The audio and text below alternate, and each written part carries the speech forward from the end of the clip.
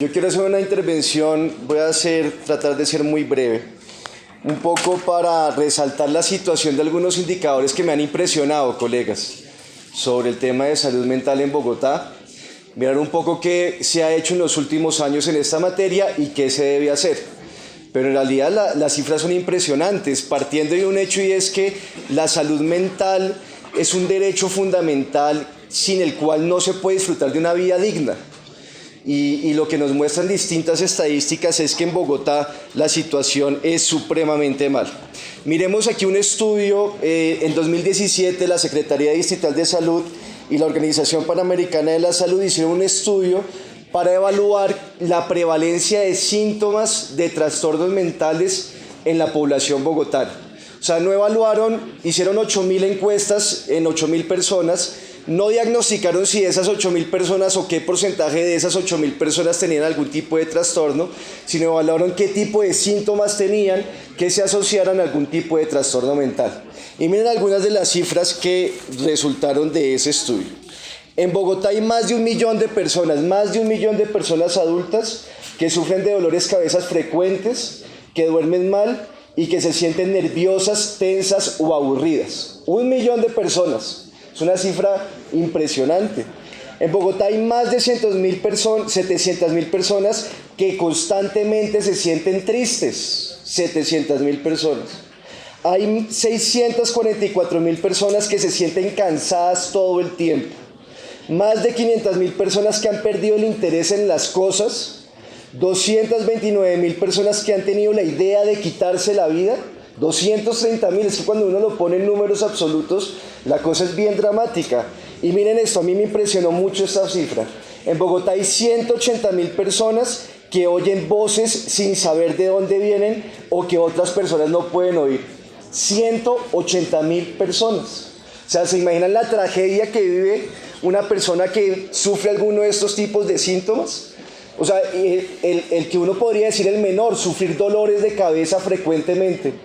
Todos que aquí seguramente han tenido algún episodio de esos, se imaginan todos los días sufrir eso, tener un dolor de cabeza frecuente, diario, muy fuerte, ¿cómo lo afecta a uno en la vida? Bueno, ese estudio que repito es de la Secretaría Distrital de Salud y de la Organización Panamericana de la Salud del año 2017 concluye esto sobre la situación general en Bogotá. Dice lo siguiente: este panorama refleja una carga social muy grande en términos de sufrimiento humano, deterioro de la calidad de vida, pérdida de productividad, demanda efectiva y potencial de servicios de salud con un alto costo económico, social y en capital humano. La magnitud de la problemática expuesta representa una amenaza para el bienestar y el desarrollo humano de la ciudad. O sea que el problema es bien grave en Bogotá. 180.000 personas que oyen voces en su cabeza y que no saben de dónde vienen. O sea, esto es una verdadera tragedia y es un grave problema desde el punto de vista de la salud mental. Ahora, ese estudio también nos muestra algo que señalábamos en un debate anterior sobre cómo impactan o los problemas sociales, porque esto finalmente se convierte en un problema social, impacta a ciertos grupos poblacionales con mayor énfasis. En primer lugar, a las mujeres. Ahí ustedes ven una tabla de los distintos síntomas que se evaluaron, y en la mayoría de estos síntomas tiene una mayor prevalencia en las mujeres que en los hombres. Es decir, aquí también hay un problema que tiene que ver con la discriminación y con una sociedad machista. Obvio, las mujeres tienen mucha mayor vulnerabilidad, en la medida en que, además de vivir los problemas generales de la sociedad, tienen problemas particulares como la mayor carga de trabajo y particularmente el trabajo no remunerado. Miren esto también, hay mayor afectación a las personas de bajos ingresos. Cuando uno ve, digamos, algunos síntomas, hay una mayor prevalencia para las personas que hacen parte de los estratos 1, 2, 3 y 4. Por ejemplo, el síntoma se siente nervioso, tenso o aburrido. En los estratos 1 y 2 la prevalencia fue del 21%, en los estratos 3 y 4 la prevalencia fue del 19%, en los estratos 5 y 6 la prevalencia fue del 6.4%. O sea, bien alto en los estratos 1, 2, 3 y 4, mientras que en el estrato 5 y 6 la prevalencia no es tan alta. Se siente triste, que es uno de los síntomas de trastornos de salud mental. Los estratos 1 y 2 del 16%, en los estratos 3 y 4 del 13%, en los estratos 5 y 6 baja al 7%. Otro de los síntomas, ha tenido la idea de acabar con su vida. Estratos 1, 2, 3 y 4, 4.5%, en los estratos 5 y 6 la prevalencia se reduce a la mitad, al 2%. O sea, eso también tiene que ver con un problema de condiciones sociales de la gente. Oyen voces sin saber de dónde vienen o que otras personas no pueden oír. La prevalencia en los estratos 1, 2, 3 y 4, 3.5%, en los estratos 5 y 6, 0.7%. O sea, esto nos indica que hay grupos poblacionales que son más vulnerables a este tipo de síntomas que tienen que ver con, repito, trastornos de salud mental. Bueno, frente a la gravedad del problema, ¿qué ha sucedido? Que yo quiero hacer énfasis en esto porque, pues, hablar de las cifras y decir que esto es muy grave y que tenemos que hacer algo, pero si eso no se pasa a los hechos, pues se queda en un gran discurso demagógico y esta administración tiene que pasar de la palabra a los hechos, cosa que no hizo la administración pasada, que fue el problema. Miremos algunas cifras, doctora Diana, ya que me está mirando y me está haciendo caras al respecto. Bueno, algunos indicadores han empeorado, o indicadores objetivos. Por ejemplo, la tasa de suicidio en Bogotá ha venido aumentando en los últimos años.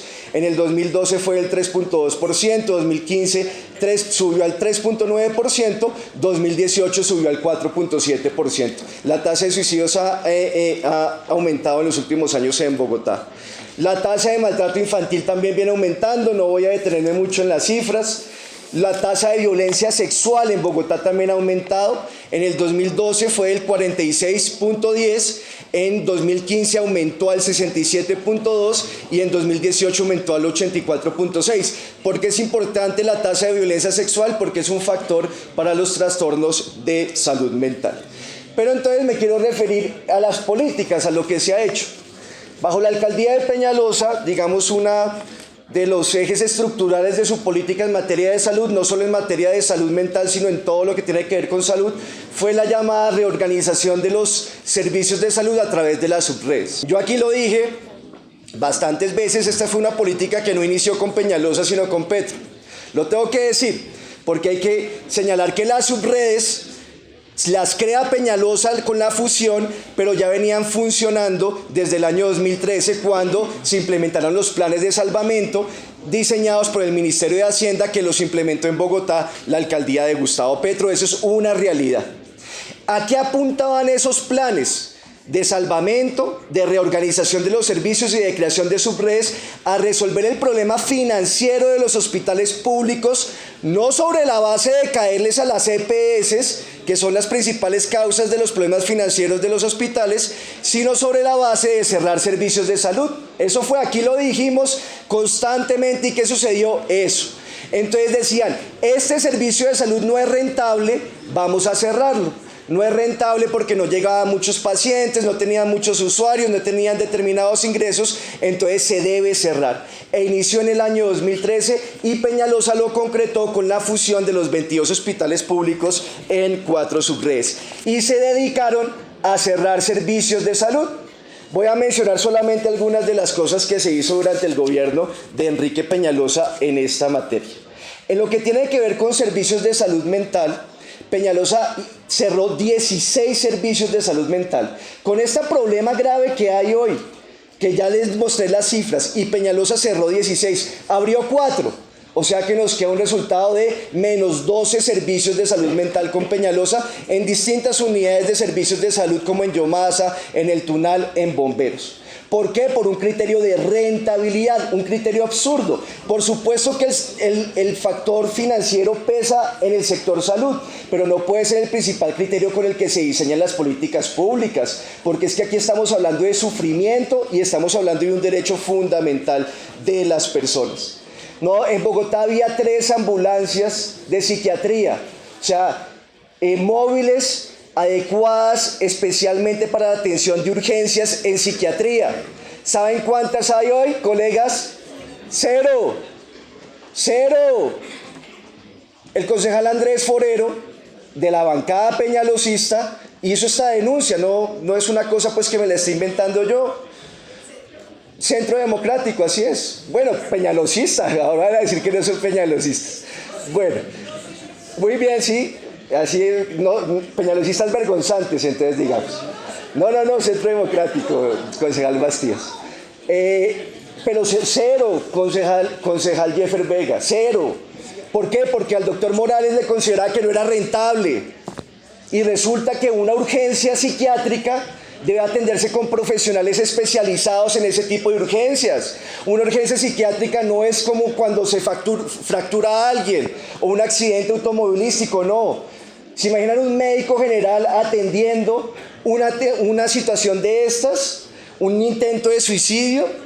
Entonces, señor secretario de Salud, una de las cosas que hay que hacer en esta administración es reabrir ese tipo de servicios, como está planteado en el programa de Claudia López, y que volvamos a comenzar a tener progresivamente esas ambulancias y hacer un estudio de las necesidades de servicios de salud de la gente en Bogotá para definir cuál debe ser la oferta de servicios y que no sea el criterio financiero lo que prime, porque así se ha hecho en los últimos años en Bogotá. En Bogotá se han reducido el número de camas de salud mental, miren ustedes, de camas de psiquiatría, 2015 teníamos 1.131 camas, 2018 bajamos a 1.080. Número de camas de cuidado de salud mental agudo, 2015 159, 2018 bajamos a 52. Número de camas de farmacodependencia, de 2015 168, 2018 146. Finalmente, a mí se debe hacer algo y es establecer la política pública de salud mental específica. Seguramente algunos colegas para este debate revisaron la política distrital de salud mental. Si vieron ese documento, está en internet. Tiene 45 páginas. Y entonces es un diagnóstico y cómo está el tema en el mundo y definiciones, etcétera, etcétera. Y el último componente ya es la estrategia de salud mental. Una política pública tiene diagnóstico y la formulación de la estrategia. De 45 páginas, ¿saben cuántas páginas ocupa la estrategia de salud mental en Bogotá? 5. O sea, es todo un carretazo. Bueno, no quiero ser peyorativo. Son importantes las cifras, el diagnóstico, qué pasa en otros países. Eso está muy bien. Pero lo importante es, bueno, frente a ese diagnóstico, ¿qué vamos a hacer? Y no hay nada. La concejal Diana ha visto, seguramente hizo el documento, no hay nada. Puras cosas generales. Entonces, 3 estrategias. Posicionar la salud mental. Y tiene ahí como 4 componentes.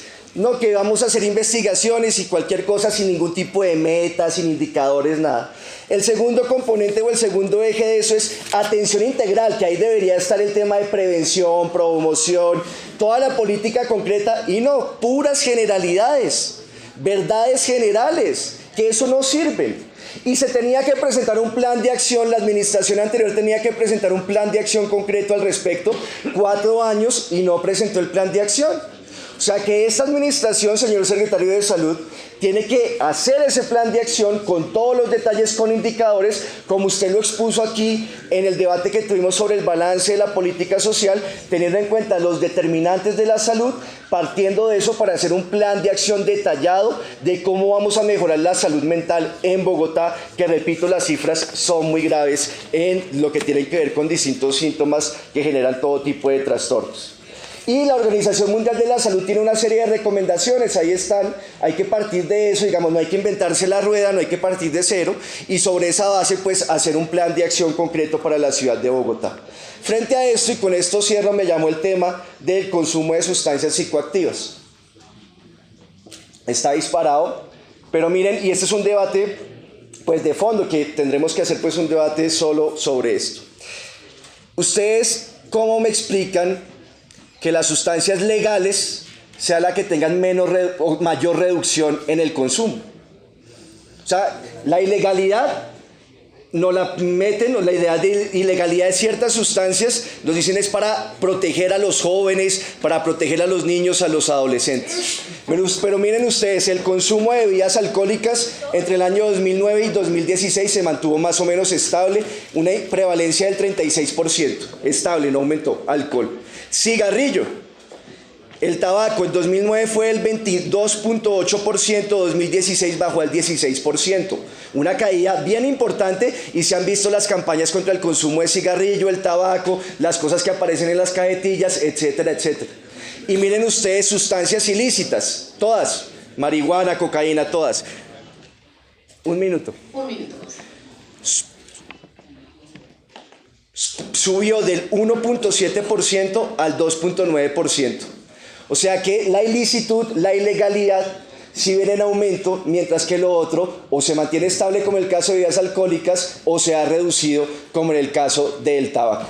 Entonces eso nos debe llevar a una reflexión. ¿Cómo se hace una política pública en realidad para prevenir el consumo de este tipo de sustancias? Muchas gracias, señora presidenta.